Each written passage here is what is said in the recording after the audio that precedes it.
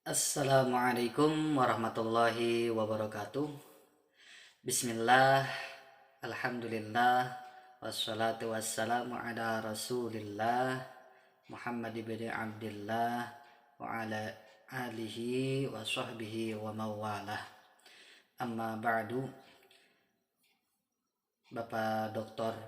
Sulaiman MAG selaku pengampu mata kuliah kajian kurikulum yang kami hormati, kemudian guru-guru saya, mahasiswa pasca sarjana pendidikan agama Islam Universitas Islam Al-Ihya Kuningan angkatan 5 yang saya hormati.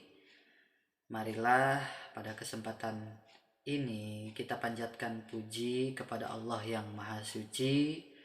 Kemudian tidak lupa salawat beserta salam semoga tetap tercurah limpahkan kepada pemimpin kita, teladan kita, yakni baginda Nabi Muhammad sallallahu alaihi wasallam.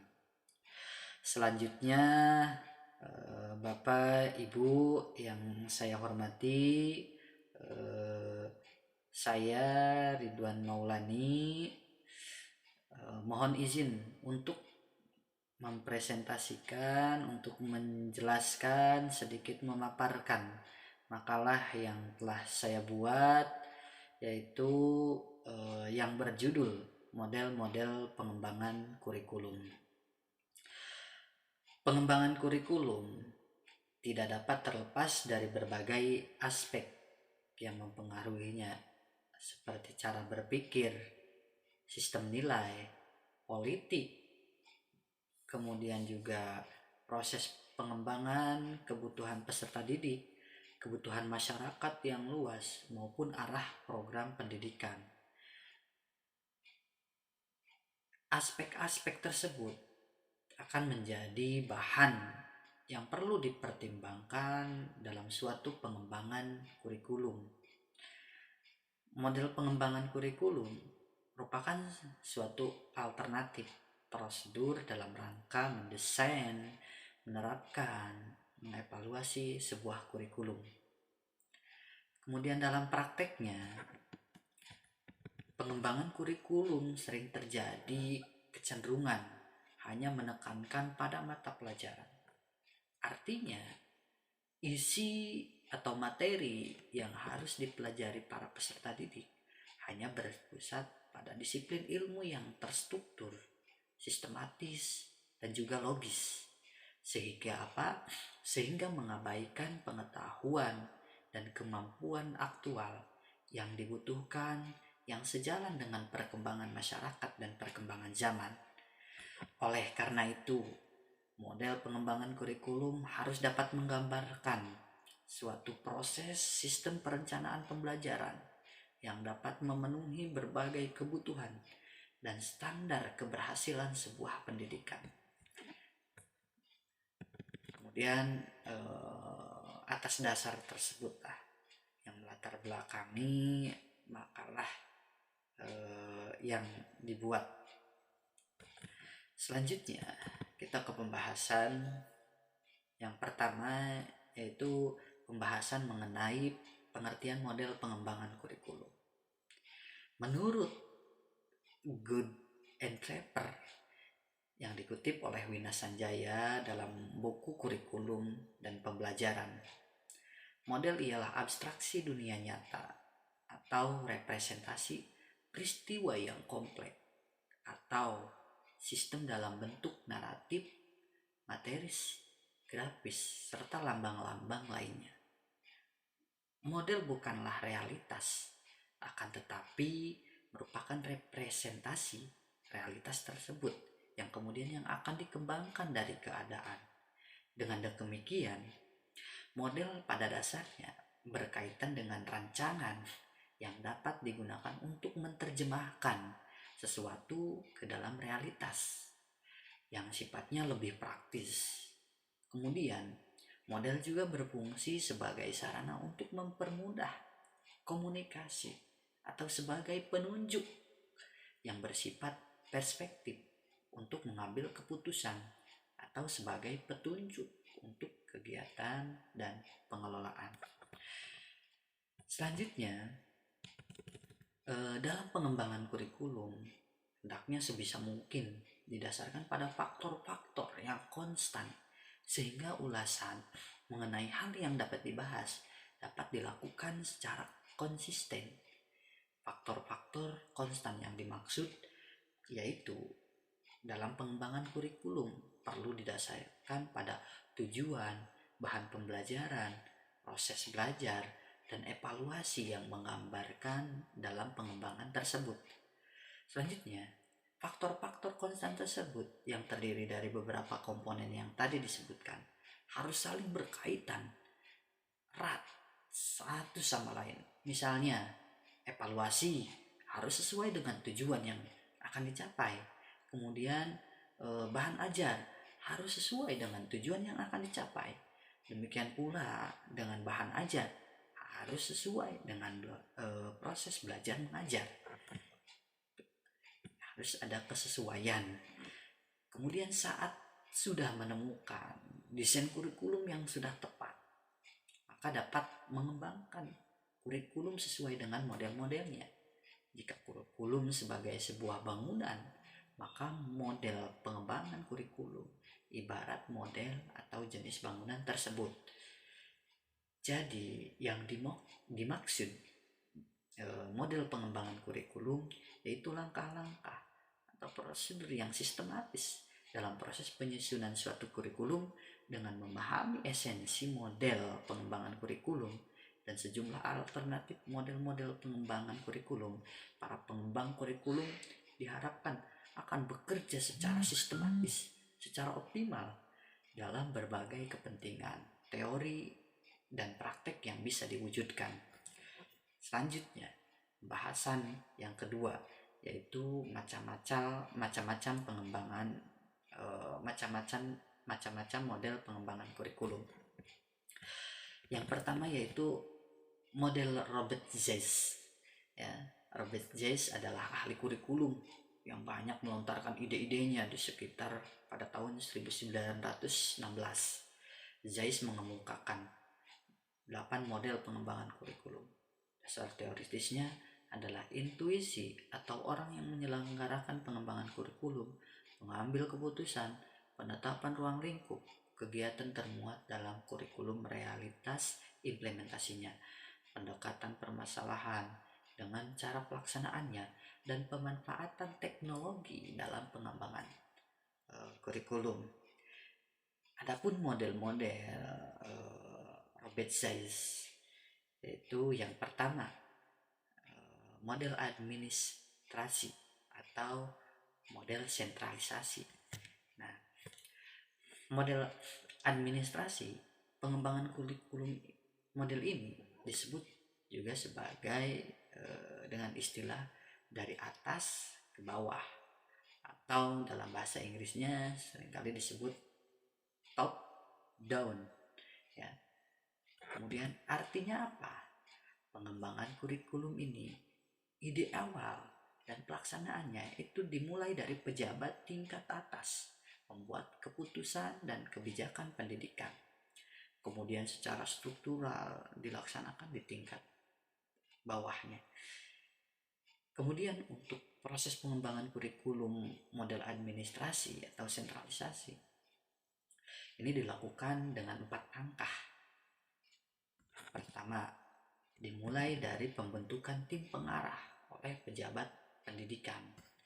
Kemudian yang kedua yaitu menyusun tim atau kelompok kerja yang menjabarkan kebijakan atau rumusan-rumusan yang telah disusun oleh tim pengarah anggota kelompok kerja.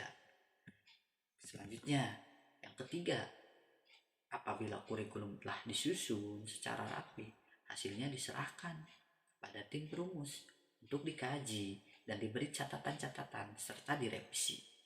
Selanjutnya yang keempat, para administrator selanjutnya memerintahkan kepada setiap sekolah untuk mengimplementasikan kurikulum yang telah tersusun tadi.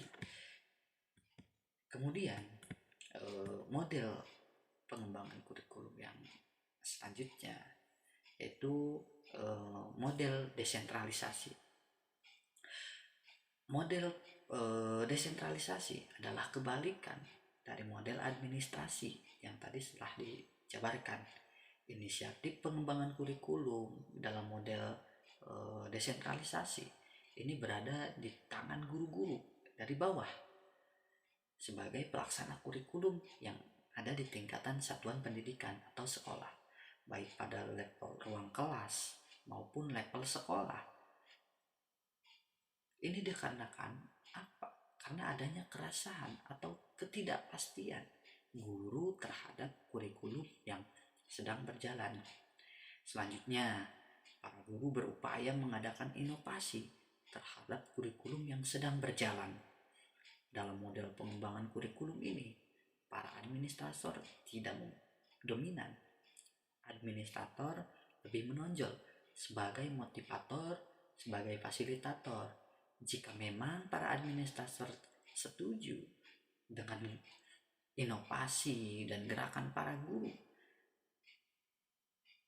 namun jika upaya pembaharuan para guru ini tidak disetujui oleh administrator, maka administrator bisa menjadi penghalang upaya inovasi para guru tersebut. Kemudian ada beberapa hal yang perlu diperhatikan dalam menerapkan model pengembangan desentralisasi.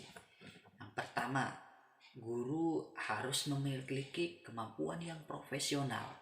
Guru harus melibatkan penuh dalam perbaikan kurikulum dan penyelesaian masalah. Selanjutnya, yang ketiga, guru harus terlibat langsung dalam perumusan tujuan, pemilihan bahan, dan penentuan evaluasi.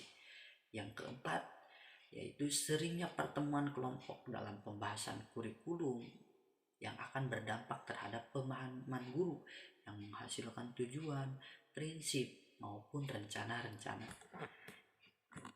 Kemudian selanjutnya yaitu model pengembangan kurikulum yang ketiga dari model Robert Zeiss, yaitu model terbalik. Model pengembangan kurikulum ini ditemukan oleh Hilda Taba, berbeda dengan yang pada umumnya, yang mana kebanyakan ditempuh bersifat deduktif, sedangkan model Taba atau model terbalik ini bersifat induktif. Oleh karena itu model terbalik ini disebut model terbalik karena terbalik ya, karena bersifat induktif tadi.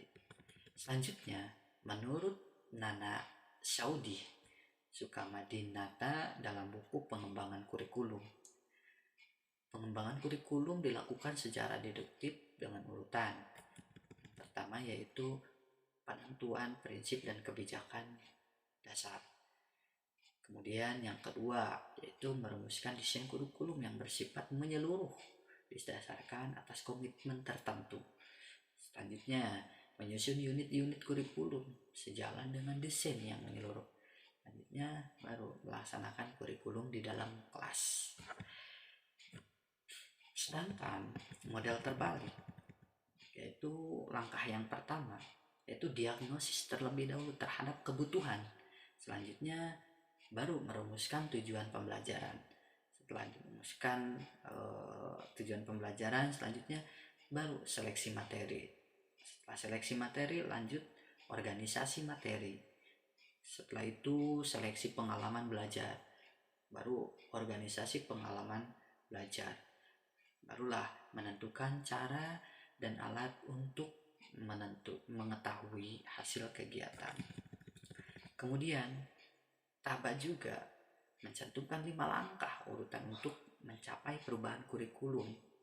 Yang pertama yaitu membuat unit percontohan yang mewakili peringkat kelas atau mata pelajaran. Kemudian Taba melihat langkah ini sebagai penghubung antara teori dengan praktek. Selanjutnya yaitu menguji unit percobaan.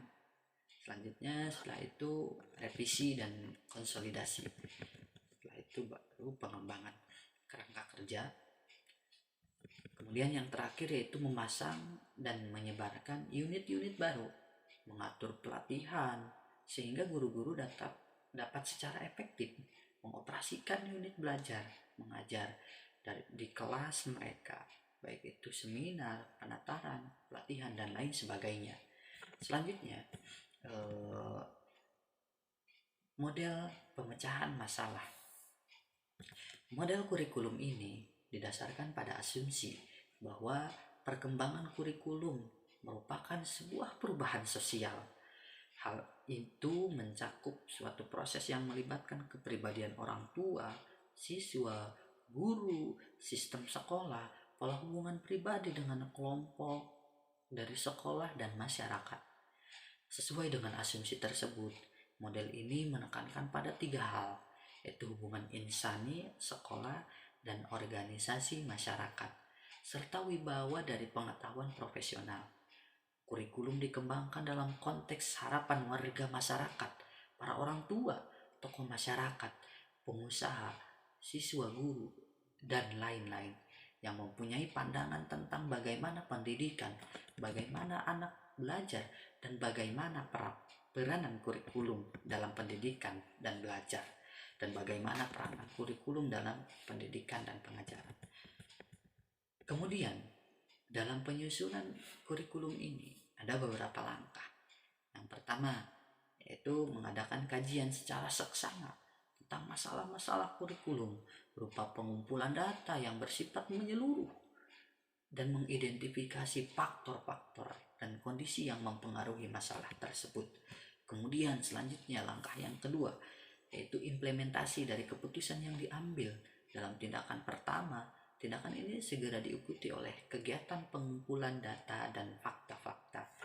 Selanjutnya, menurut Zainal Arifin dalam bukunya yaitu Konsep dan Model Pengembangan Kurikulum, ada 3 faktor utama yang dijadikan bahan pertimbangan dalam model ini, adalah hubungan antar manusia, organisasi sekolah, dan masyarakat serta otoritas ilmu itu sendiri.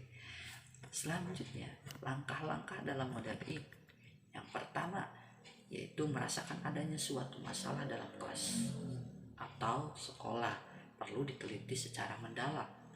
Kemudian, mengidentifikasi faktor-faktor apa saja yang mempengaruhinya. Kemudian, merencanakan secara mendalam tentang bagaimana pemecahan masalah tersebut. Kemudian, selanjutnya yaitu menentukan keputusan-keputusan apa yang harus diambil sehubungan dengan masalah tadi. Selanjutnya yaitu mencari fakta secara meluas, kemudian menilai tentang kekuatan dan kelemahan masing-masing. Selanjutnya yaitu model Rogers interpersonal relation. Model ini berasal dari seorang psikolog yaitu Carl Rogers. Dia berasumsi bahwa kurikulum diperlukan dalam rangka mengembangkan individu yang terbuka, luas, adaptif terhadap situasi perubahan. Untuk itu, diperlukan pengalaman kelompok dalam melatih hal-hal yang bersifat sensitif. Setiap kelompok terdiri atas 10 sampai 15 dengan seorang fasilitator atau pemimpin. Kelompok tersebut hendaknya tidak terstruktur, tetapi harus menyediakan lingkungan yang memungkinkan seseorang dapat berekspresi secara bebas, dan ada pula kemungkinan berkomunikasi secara interpersonal secara luas. Ada beberapa langkah dalam pengembangan kurikulum model Rogers interpersonal. Pertama, pemilihan target dari sistem pendidikan. Selanjutnya, yaitu dalam pengembangan kurikulum model Rogers adalah partisipasi guru dalam pengalaman kelompok yang intensif, sama seperti yang dilakukan oleh para pejabat pendidikan. Guru juga turut serta dalam kegiatan kelompok tersebut. Selanjutnya, pengembangan pengalaman kelompok yang intensif untuk satu kelas atau unit pelajaran selama 5 hari penuh 5 hari penuh siswa ikut serta dalam kegiatan kelompok dengan fasilitator para guru atau administrator atau fasilitator dari luar. Selanjutnya yaitu partisipasi orang tua dalam kegiatan kelompok. Kegiatan ini dapat dikoordinasikan oleh BP masing-masing sekolah. Lama kegiatan kelompok ini dapat 3 jam tiap hari selama seminggu atau 24 jam secara terus-menerus. Kemudian model pengembangan kurikulum dan project ini berbeda dengan model-model lainnya, seperti tidak ada suatu proses perencanaan kurikulum tertulis, yang ada hanyalah rangkaian kegiatan kelompok. Selanjutnya, pembahasan yang ketiga yaitu analisis terhadap model-model pengembangan kurikulum. Yang pertama, model administrasi. Dalam penekanannya lebih diberikan kepada orang-orang yang terlibat dalam pengembangan kurikulum dengan uraian dan tugasnya masing-masing. Kemudian selanjutnya keuntungan dari model administrasi yaitu pada dasarnya mudah dilaksanakan pada negara penganut sistem sentralisasi dalam pengembangan kurikulum dan juga bagi negara yang kemampuan profesional guru-gurunya masih lemah. Selanjutnya, kekurangannya terletak pada dampak perubahan kurikulum karena hasil kegiatan seolah-olah dilaksanakan dari atas tanpa memperhatikan people change yang dihasilkan diterapkan secara seragam pada kebutuhan dan kekhususannya daerahnya, menuntut adanya variasi sesuai situasi dan kondisinya masing-masing. Selanjutnya, untuk model desentralisasi, titik pandang modelnya dari bawah diletakkan pada pengembangan kurikulum yang diselenggarakan secara demokratis, yaitu dari bawah terlebih dahulu. Selanjutnya, keuntungan model desentralisasi yaitu proses pengambilan keputusan terletak pada para pelaksana, mengikut sertakan banyak pihak bawah yaitu guru-guru, yang secara langsung guru-guru adalah pelaksana dari kurikulum tersebut atau ujung tombak dari pelaksanaan kurikulum tersebut.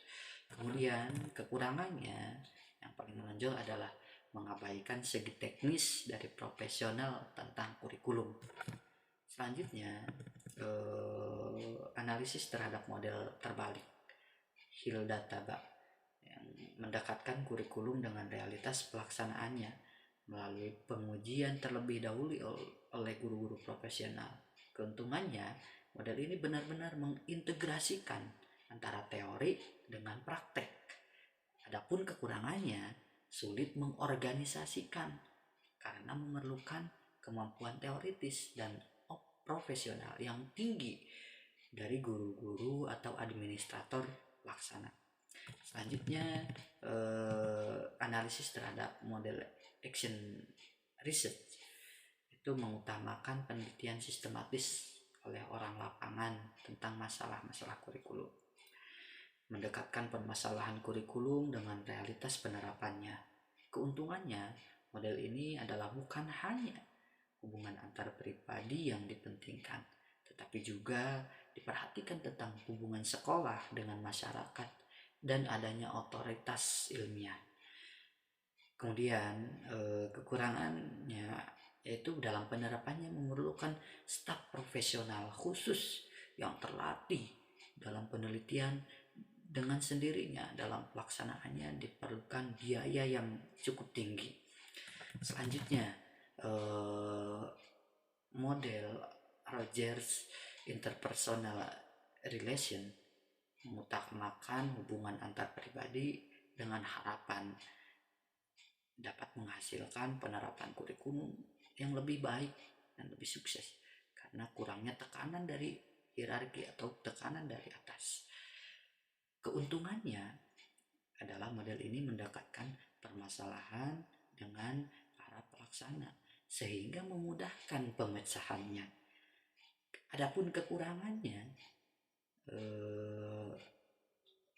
model ini sulit untuk dilaksanakan dan sulit juga untuk diorganisasikan karena mahal biayanya dan membutuhkan waktu yang cukup relatif lama. Itu beberapa pembahasan mengenai pengertian, kemudian macam-macam model pengembangan kurikulum. Selanjutnya yang ketiga, yang terakhir, yaitu analisis terhadap model-model pengembangan kurikulum. Selanjutnya yaitu kesimpulan dari makalah atau yang tadi yang dipaparkan oleh saya, yaitu titik pandang yang telah diletakkan para pengembang model adalah berbeda-beda.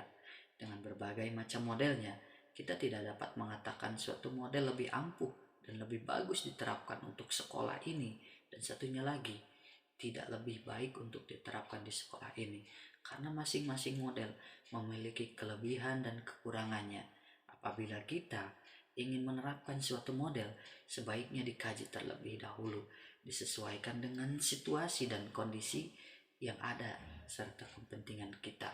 Lalu baru menentukan model manakah yang dapat dan cocok untuk diterapkan dengan memanfaatkan kelebihan-kelebihan dari beberapa model tadi. Mungkin itu yang bisa saya paparkan, yang bisa saya sedikit jelaskan, yang bisa saya sedikit presentasikan. Kurang lebihnya saya mohon maaf apabila ada kesalahan kata dalam pemaparan penyajian makalah tersebut. Saya Ridwan Maulani, saya ucapkan terima kasih atas perhatiannya. Saya tutup. Wassalamualaikum warahmatullahi wabarakatuh.